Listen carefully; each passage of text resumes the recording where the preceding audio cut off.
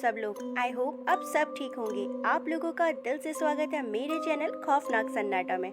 मैं भावना लेकर आ गई हूँ आपके लिए एक नई स्टोरी। चलिए स्टोरी स्टार्ट करते हैं।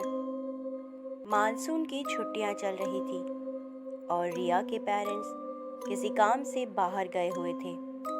रिया घर पर बिल्कुल अकेली थी। रिया की कॉलोनी एक बड़े से पहाड़ के ऊपर थोड़ी सुनसान जगह पर थी। आमतौर पर वहाँ कोई आता जाता नहीं था। रिया ऐसे ही लेटकर टीवी देख रही थी। तभी किसी ने डोरबेल बजाई। रिया ने कोई जवाब नहीं दिया क्योंकि नॉर्मली उस वक्त वहाँ कोई आता जाता नहीं था, और अगर रिया की फैमिली से कोई होता तो खुद ही दरवाज़ा खोलकर अंदर आ जाता। कुछ देर बाद फिर से घंटी बजी, लेकिन रिया ने फिर से ध्यान नहीं दिया। जब तीसरी बार वापस रिया को डोरबेल सुनाई दी तो उसे थोड़ा शक हुआ। रिया के घर के मेन डोर पर एक बड़ा सा लकड़ी का दरवाज़ा है और चारों तरफ से दीवारें हैं, तो इस वजह से बाहर देखने का कोई भी जरिया नहीं है। इसका मतलब बाहर से भी कोई पता नहीं कर सकता था कि कोई अंदर है भी या नहीं, जब तक बहुत ज़ोर से शोर न हो। जब तीसरी बेल बजी तो रिया दरवाजे के पास जाकर खड़ी हो गई। कोई भी नॉर्मली 3 बार बेल बजाकर चला जाता है, लेकिन वो जो भी था उसने ज़ोर से दरवाज़ा पीटना शुरू कर दिया, जिससे रिया बहुत ज़्यादा डर गई। तभी रिया को एक आदमी की भारी आवाज़ सुनाई दी। आदमी ज़ोर से बोला, मैं जानता हूँ तुम अंदर हो, चलो चलो बाहर आओ। उसकी आवाज़ सुनकर रिया का दिल घबराहट के मारे दहल उठा। रिया यही सोच रही थी कि उस आदमी को कैसे पता चला कि रिया अंदर है। एक लंबी खामोशी के बाद वो वहाँ से चला गया, लेकिन फिर भी रिया के अंदर इतनी हिम्मत नहीं थी कि वो दरवाज़ा खोलकर बाहर देख सके। उसके बाद रिया ने अपने मम्मी पापा को कॉल किया और उनसे पूछा कि क्या कोई घर आने वाला था।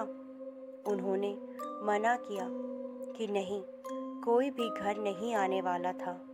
रिया कुछ देर उस आदमी के बारे में सोचती रही, लेकिन फिर रिया वापस टीवी देखने लगी। 2 घंटे बाद फिर से डोरबेल बजी। रिया फिर से डर गई। इस बार रिया सहम उठी और उसने टीवी की वॉल्यूम एकदम कम कर दी, और इस बार रिया धीरे से पियानो रूम की तरफ गई और खिड़की से बाहर देखने लगी। रिया ने उस रूम की खिड़की से देखा कि बाहर कौन था। वहाँ दरवाजे पर एक अजीब सी दिखने वाली औरत काले कपड़ों में खड़ी थी। काले हील वाले जूते, एक काली ड्रेस और एक बड़ी सी काली टोपी। उसके बाल डार्क ब्राउन कलर के थे और उसका चेहरा उसकी टोपी से लटकी जाली से ढका हुआ था।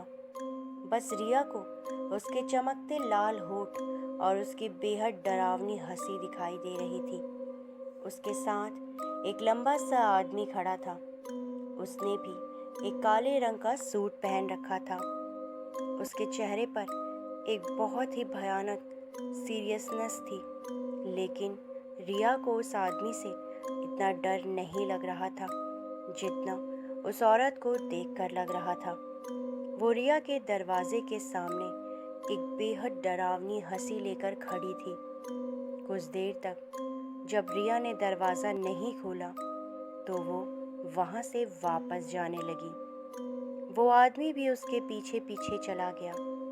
उस रात रिया सो नहीं पाई, बल्कि काफ़ी रातों तक उसे ऐसा ही लगता रहा जैसे वो रिया की खिड़की के पास खड़ी है और उसे घूरे जा रही है। रिया को आज तक पता नहीं लगा कि वो औरत और वो आदमी कौन थे? क्या पहले भी घंटी उन्होंने ही बजाई थी? आपको क्या लगता है, कौन थे वो दोनों? मुझे कमेंट बॉक्स में ज़रूर बताना। मैं उम्मीद करती हूँ मेरी आज की स्टोरी आप लोगों को पसंद आई होगी। ऐसी ही इंटरेस्टिंग स्टोरीज़ के लिए मेरे चैनल को सब्सक्राइब करना ना भूलें। मैं ऐसी ही इंटरेस्टिंग स्टोरीज़ आपके लिए लेके आती रहूँगी। Thanks for watching. Bye bye.